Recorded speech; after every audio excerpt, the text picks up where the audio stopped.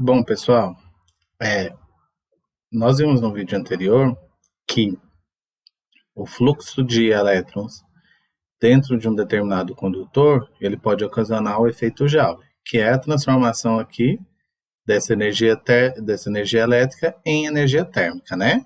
Em calor. E existe uma fórmula que mede essa quantidade de calor dependendo da corrente que se passa, da resistência, né, do material e do tempo em que vai ocorrer esse fluxo de corrente elétrica. Então, através de experimentos, se chegou na seguinte forma, que é a quantidade de calor, e aí a unidade aqui é em joules, porque é o efeito Joule, né? Então chama de J de Joule para poder associar. Vai ser a corrente elétrica elevado ao quadrado vezes a resistência elétrica vezes o tempo. A corrente elétrica em amperes, que faltou mais é amperes, a resistência elétrica em ohms e o intervalo de tempo em segundos. Beleza? Então, é assim que se calcula a quantidade de calor dissipada. É a corrente ao quadrado vezes a resistência vezes o tempo. Vamos ver aqui um exemplo para vocês observarem. Fala assim, ó. Um fio com resistência ohmica de 3 ohms é estabelecida uma corrente elétrica de 2 amperes durante um intervalo de 30 segundos. Qual a quantidade de calor dissipado pelo fio durante esse tempo? Então, vamos organizar aqui a situação. Ele quer saber, ó, qual a quantidade de calor. Então, se ele quer saber a quantidade de calor, ele quer o quê? Que é a quantidade de calor. Q. Para a gente calcular, a gente precisa da corrente, da resistência e do tempo. Então, vamos lá.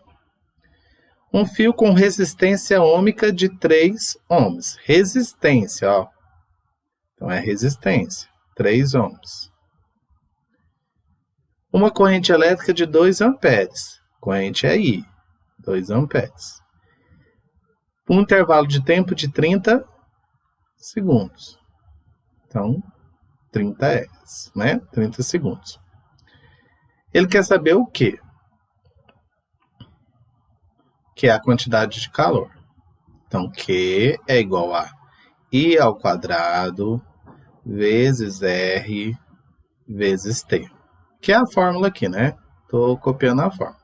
Agora nós vamos substituir as letras pelos números. Primeiro é o I. O I vale quanto? 2. Vai ficar 2 ao quadrado. Porque aí é o quadrado, então fica 2 ao quadrado. Vezes o raio. O raio aqui, desculpa, o raio não, a resistência. Vezes a resistência. A resistência aqui vale 3. Então, vezes 3. Vezes o tempo, que é 30 segundos. 30 segundos. Então, agora vamos fazer conta. Primeira coisa, eu faço a potência, 2 ao quadrado. Tem que lembrar que 2 ao quadrado significa o 2 multiplicado por ele mesmo. Então, fica 2 vezes 2, que dá 4. Se fosse 7 ao quadrado, não é 7 vezes 2, é 7 vezes 7, que é 49. Tem que lembrar que o número ao quadrado não é ele vezes 2, é ele vezes ele mesmo. Aqui é uma coincidência, né? 2 vezes 2 é 4. Então, fica 4, que é o 2 ao quadrado, vezes o 3, vezes o 30. Beleza?